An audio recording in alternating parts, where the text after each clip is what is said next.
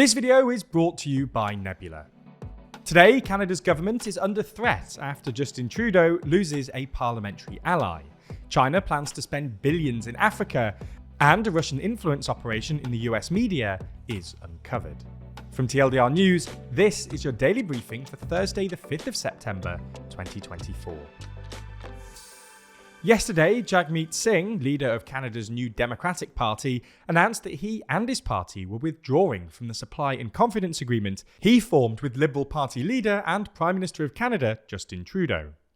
The agreement, formed in March 2022, was to provide support to Trudeau's minority government when it came to confidence votes in order to extract concessions from the Liberal government. It was set to expire in June 2025, just about when the next Canadian election was set to be called. In a video statement, Singh stated that the Liberals were too weak, too selfish, and too beholden to corporate interests to stop the Conservatives, who are polling way out in first place, and that it was up to the NDP to stop the Conservative leader, Pierre Poilievre, from becoming Prime Minister. Trudeau, reacting to the news, stated that he was not going to play politics and would instead work to deliver for Canadians, while hoping that an election was not called until next autumn. Conservative leader Poilievre, meanwhile, called for an election and stated that Singh should join with his party and support a vote of no confidence in Trudeau's government at the earliest possible convenience.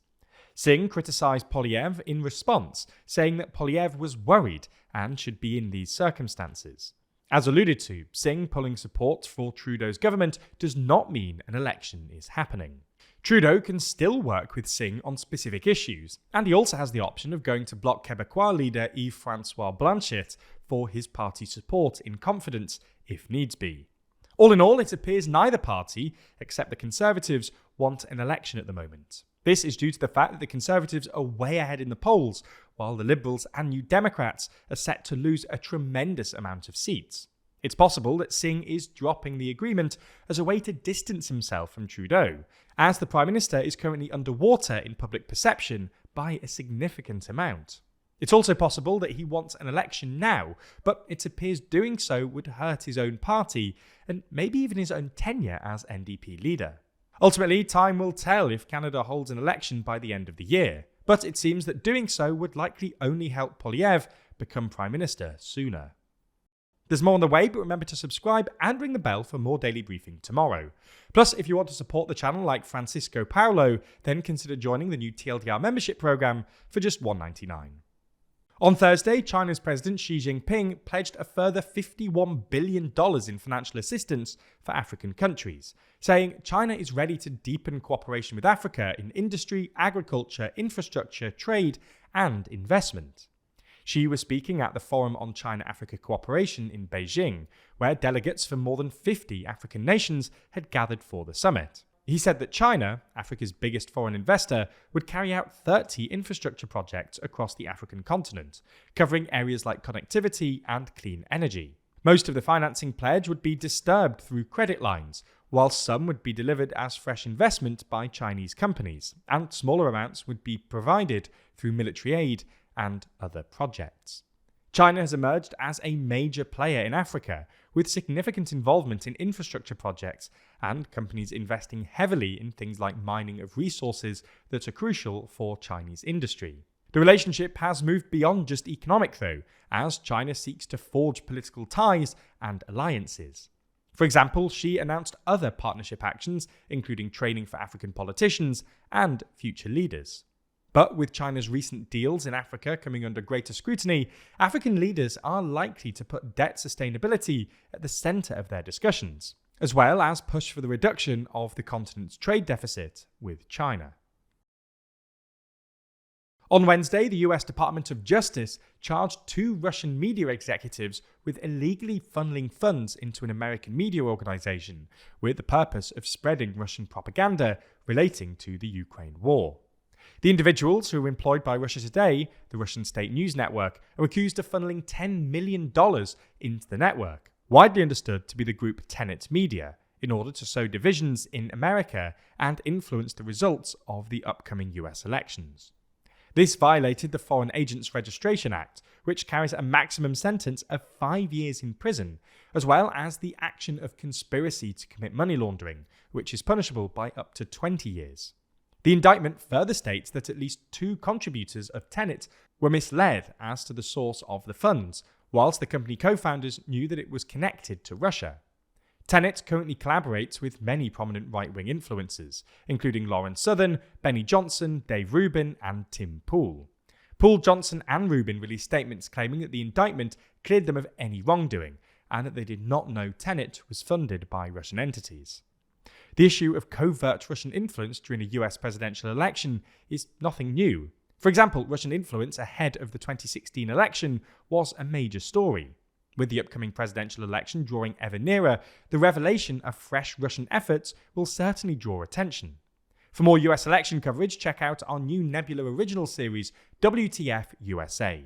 The link is in the description, and we'll show you the trailer at the end of this video, so stick around.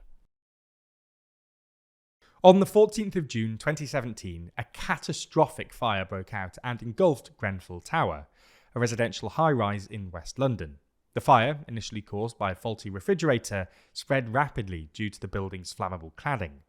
The tragedy resulted in 72 fatalities and exposed critical flaws in fire safety regulations, prompting public outrage and an inquiry into building practices in the UK. 7 years on, following the inquiry report yesterday, bereaved families stated that nothing less than manslaughter charges would do, after it was revealed that the tragedy was caused by the dishonesty and greed of construction companies who misled the market and covered Grenfell in combustible cladding despite being aware of risks.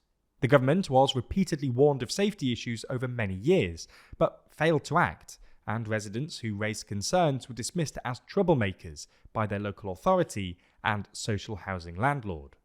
The Royal Borough of Kensington and Chelsea admitted failing to treat people with humanity and care in the aftermath of the fire, after it was criticised for its muddled and slow response. The Metropolitan Police has begun investigating possible criminal charges, including corporate manslaughter, gross negligence, fraud, and misconduct in public office. And in some uplifting news, a group of Polish volunteers, part of the Sherpas of Hope Foundation, have made it their mission to make the southern Polish Tatra Mountains accessible to everyone. It began when members of the 36th Scout Team of Red Berets decided to help a friend with cerebral palsy make the climb, but has now evolved into a much bigger initiative. This year, 290 volunteers assisted 120 individuals, using all-terrain wheelchairs and custom carrying devices to ensure safety and comfort of all participating. And if you wanted to know more, that's not quite all, because we've actually made a new series with Nebula called WTF USA. Look, as British people, we often cast a wary eye at our friends across the Atlantic. But honestly, the last few months have been especially wild. We've seen Biden bail from the race after a terrible debate, my fellow Americans, the red-blue divide making way for lurid green, Trump accusing Kamala of changing her race, Vance getting accused of couches, endless memes about coconut trees, and endless arguments over crowd sizes. this weird obsession with crowd sizes. Obama making a joke, Trump talking about Biden like an ex he misses, RFK Jr. potentially having worms in his brain, before admitting to burying a bear in Central Park. Oh, and an assassination attempt that we all kind of forgot about because of all of the other chaos. I mean, honestly, WTF USA. The thing is though, while it might be tempting to just roll your eyes at these shenanigans, these aren't just meme-worthy moments. And you know I'm serious, because I've not stood up in a video since COVID. But these incidents actually pose important questions, like how much does the Gen Z vote matter this time round? How important will online campaigning and social media prove to be? What impact do running mates have?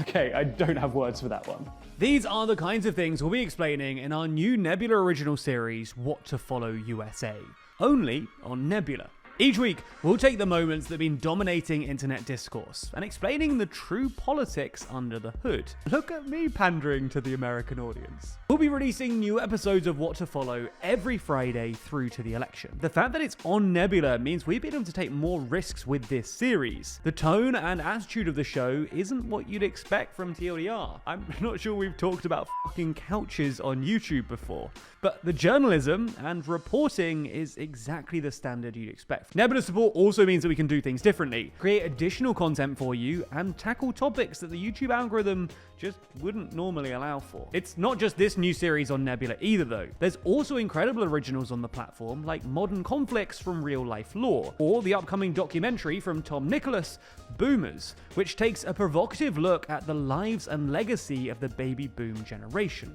Plus, we also post all of our normal content on Nebula ad-free, and often before it ends up on YouTube. If you want to check all of that out, plus WTF USA, then head to go.nebula.tv/WTF, or click the link in the description. That way, you can pick up an annual Nebula subscription for a huge 40% off. We're really happy with how this new series has turned out, so please do give the series a look. We'd really appreciate it.